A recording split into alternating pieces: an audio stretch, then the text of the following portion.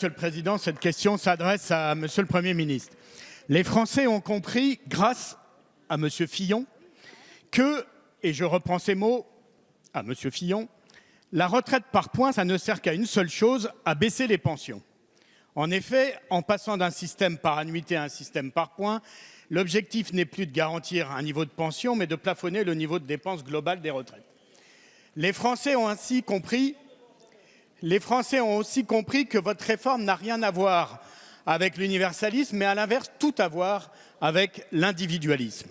Ils voient bien l'incertitude que vous allez créer avec des retraites aléatoires qui seront les variables d'ajustement du système.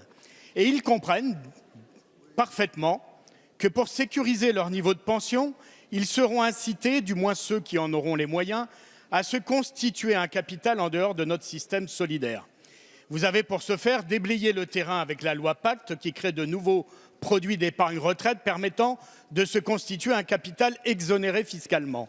Vous déroulez ainsi le tapis aux acteurs de la finance en leur offrant de nouveaux débouchés.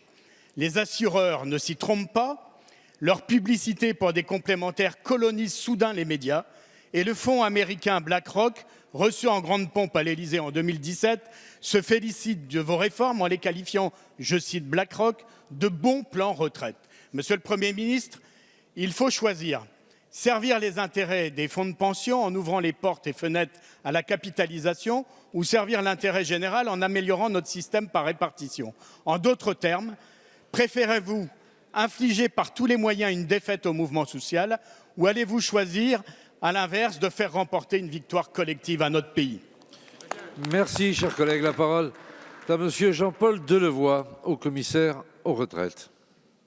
Monsieur le Président, Monsieur le député, Monsieur Stéphane Peu, notre ambition, effectivement, est de redonner tout son sens au pacte collectif et à la cohésion de la nation entre les jeunes et les retraités. Vous avez évoqué la vidéo qui circule de Monsieur Fillon. Je l'ai regardé comme vous et c'est la raison pour laquelle, avec le Premier ministre, nous allons apporter un certain nombre de garanties sur quelques dispositifs.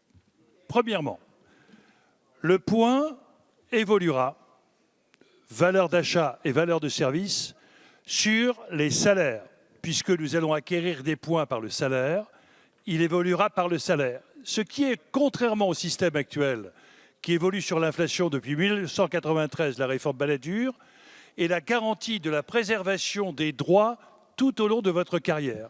C'est une avancée considérable qui a un impact extrêmement positif pour les fonctionnaires, qui généralement sont basés sur l'indice, et qui a un impact considérable pour les salariés du privé et les indépendants.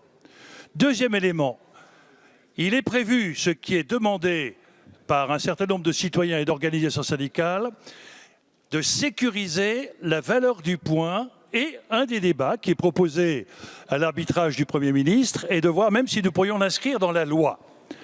Troisième élément, ce que l'on voit bien depuis 40 ans dans les systèmes à points, jamais le point n'a baissé de valeur. Ensuite, vous évoquez l'individualisme.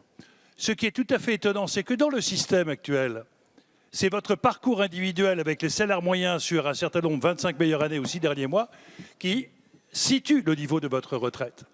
Nous souhaitons faire au contraire qu'il y ait plus de solidarité embarquée dans le régime universel.